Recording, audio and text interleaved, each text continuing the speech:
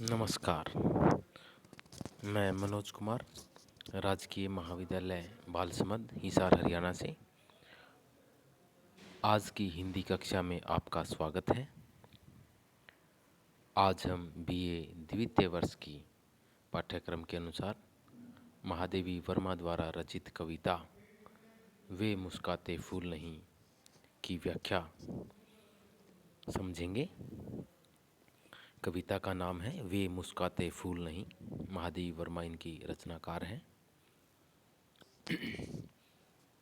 वे मुस्काते फूल नहीं जिनको आता है मुरझाना, वे तारों के दीप नहीं जिनको भाता है बुझ जाना। प्रस्तुत ये जो पंक्तियां हैं हमारी हिंदी की पाठ्य पुस्तक आधुनिक हिंदी कविता में संकलित वे मुस्काते फूल नहीं से ली गई हैं। इनकी रचयिता श्रीमती महादेवी वर्मा जी हैं।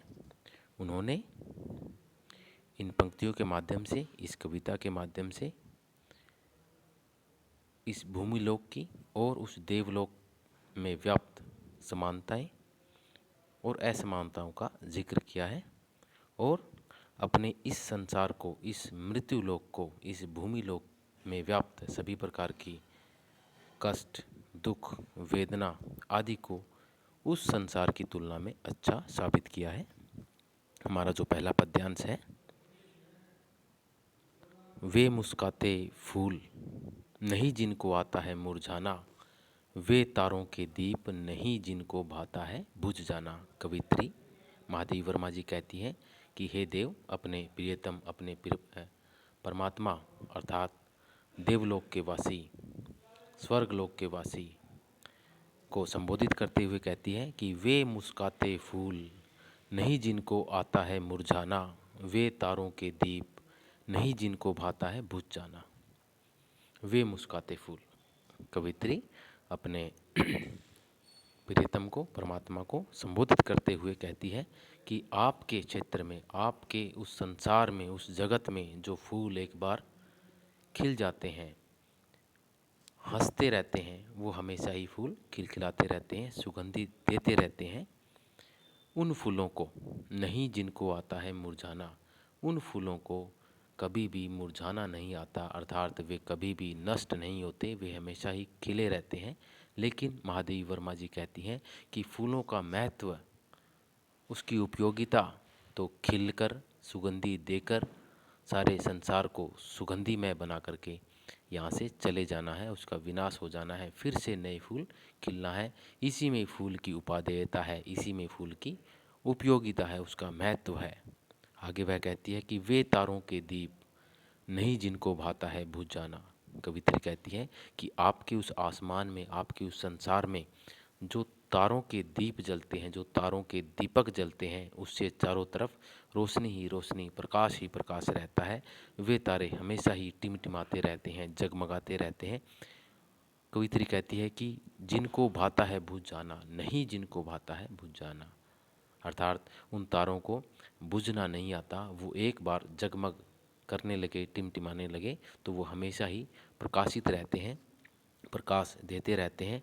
उन तारों को कभी भी बुझ जाने की इच्छा नहीं होती। परंतु फिर भी महादेवी वर्मा जी कहती हैं कि तारों का महत्व तो आने में और जाने में है, प्रकाश दे करके फिर से चले जाते हैं। हमारे इस संसार में, इस भूमि लोक पर हर रोज़ तारे आते हैं, हर रोज़ फूल खिलते हैं, वो चले जाते हैं, मिट जाते हैं, अपनी सुगंधी चारों तरफ फैला जाते हैं, तारे अपना प्रकाश फैला जाते हैं और हर रोज़ यही प्रक्रिया चलती रहती है। इस प्रकार महादेवी वर्मा जी कहते हैं कि हमारे संसार में व्याप्त होने वाले फूल और तारों का महत्व बहुत अधिक है आपकी उस संसार की अपेक्षा। हाँ, विशेष जो है इन पंक्तियों में महादेवी वर्मा जी ने तारों के और फूलों के महत्व को बताया है। भाषा जो है वो शुद्ध हिंदी खड़ी बोली है।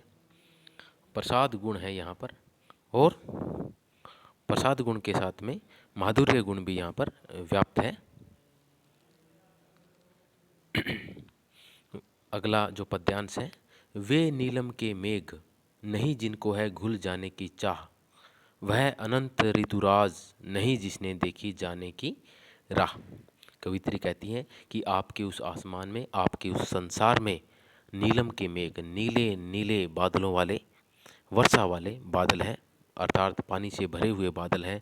उन बादलों को नहीं जिनको है घुल जाने की चाह, अर्थात उनको भीग करके, उनको उनको वर्षा का जो पानी है वो गिर करके या वर्षा करके उन बादलों को मिट जाने की कोई चाहत नहीं है, कोई इच्छा नहीं है। अर्थात आपके उस संसार में, आपके उस स्वर्ग में, देवलोक में जो बादल एक बार खिल जाते हैं, हालांकि वे पानी से बूंदों से भरे होते हैं, लेकिन उनको कभी भी बरसने की इच्छा नहीं होती। लेकिन हमारे इस संसार में जो बादल पानी के भरे होते हैं वे बरसते भी हैं और बन करके मिट भी जाते हैं। इस प्रकार कवित्री कहती हैं कि जो बादल है वो बादल, उनकी महत्ता, उनकी उपयोगिता, उनका महत्व केवल बरसने में है, बरस कर मिट जाने में है। अपनी हरियाली, अपना सब कुछ सर्वस्व न्यौछावर कर देने की जो स्थिति है उसमें उसका महत्व है। कवित्री फिर कहती है कि वह अनंत ऋतुराज नहीं जिसने देखी जाने की राह।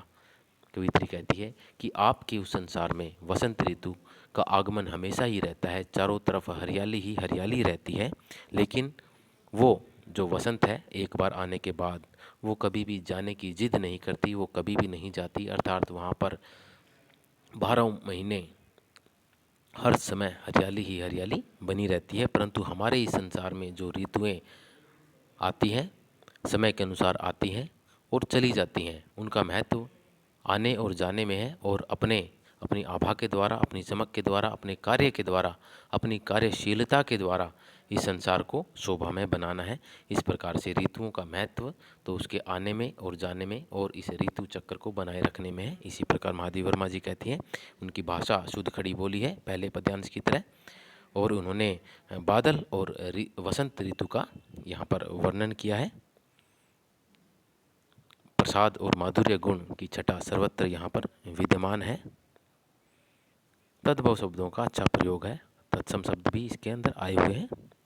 उसके पश्चात तीसरा जो पद्यांश है हमारा, वे सूने से नयन नहीं जिनमें बनते आंसू मोती, वह प्राणों की सेज नहीं जिनमें बेसुध पीड़ा सोती।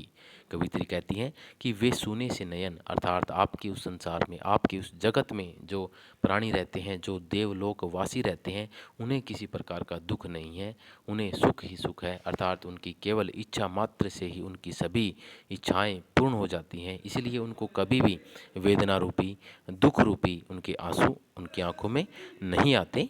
तो कवित्री कहती हैं कि उन आंखों में जिनमें कभी भी आंसू नहीं आते, उनमें वो आंसू मोती बन करके कभी नहीं बहते। परंतु हमारे इस संसार में वेदना के कारण, दुख के कारण, गरीबी के कारण, अभाव के कारण चारों तरफ मनुष्य की आंखों में वेदना रूपी आंसू निकलते रहते हैं, मोतियों रूपी आंसू निकलते रहते हैं। और उन आंसुओं का महत्व, वेदना के कारण निकलने वाले उन आंसुओं का महत्व उन आंखों से निकल जाना है और फिर से उनमें वही आंसू भर आते हैं, क्योंकि वो खुशी के समय पर भी निकलते हैं और दुख के समय पर भी निकलते हैं। वह प्राणों की सेज नहीं जिसमें बेसुध पीड़ा सोती। कवित्री कहती है कि जो प्राणों की सेज है, क्योंकि वहाँ पर आपके देवलोक में लोगों को दुख नहीं होता किसी प्रकार का, वो जिस सेज के ऊपर बैठते हैं, सोते हैं, वो उनके अंदर वो दुख भावना नहीं आती और दुख के कारण वो किसी सेज के ऊपर नहीं बैठते। परंतु हमारे यहाँ बेसुध पीड़ा, बेहोश कर देने वाली, अचेतन कर देने वाली पीड़ा होती है, जिसके कारण वो उस सेज के ऊपर सोते हैं। और कवित्री कहते हैं कि जिस सेज पर, जिस स्थान पर वेदना के कारण व्यक्ति नहीं बैठ पाता, नहीं सो पाता, उस सेज का मुझे उस सेज का महत्व मेरे लिए नगण्य है, कुछ भी नहीं है। अर्थात कवित्री इस संसार की सांसारिक सुख सुविधाओं, उनके अभावों को, दुख को, पीड़ा को ही ज़्यादा महत्व देती है। अगला जो पद्यांश है, ऐसा तेरा लोक वेदना नहीं, नहीं जिसमें अवसाद, जलना जाना नहीं, नहीं जिसने जाना मिटने का स्वाद। कवित्री कहती है कि क्या तुम्हारा लोक ऐसा ही है। अपने देव को, अपने परमात्मा को वो संबोधित करते हुए कहती है कि वेदना नहीं, कि जिसमें किसी प्रकार का कोई दुख नहीं है, वेदना नहीं है, विरह के कारण कोई उनमें किसी प्रकार की चाहत नहीं बची, जिसमें कोई अवसाद नहीं है, जिसमें अर्थात जिसमें कोई दुख की भावना नहीं है। क्या तुम्हारा जो देवलोक है, आपका जो देवलोक है, आपका जो स्वर्गलोक है, ऐसा ही है जिसमें किसी प्रकार की वेदना, किसी प्रकार की भावनाएं, किसी भी प्रकार का अवसाद अर्थात दुख नहीं है, जिसने जलना नहीं जाना, अर्थात जिसने किसी भी प्रकार से पैदा होकर के मिटना नहीं जाना, जलन को, तपिश को, पीड़ा को जिसने महसूस नहीं किया, क्या ऐसा ही है तेरा लोक, जिसने कभी भी मिटने का स्वाद नहीं चखा, परंतु हमारे इस संसार में वेदना है, पीड़ा भरी हुई है। लोग जन्म लेकर के मृत्यु को भी प्राप्त होते हैं और उस पीड़ा को भी सहन करते हैं। इस प्रकार से हमारा जो सांसारिक जो दुख है, पीड़ा है, उसको महादेवी वर्मा जी ने बहुत ही महत्वपूर्ण बताया है उसकी तुलना में। अगला जो हमारा पद्यांश है, क्या अमरों का लोक मिलेगा तेरी करुणा का उपहार, रहने दो हे देव, अरे यह मेरा मिटने का अधिकार।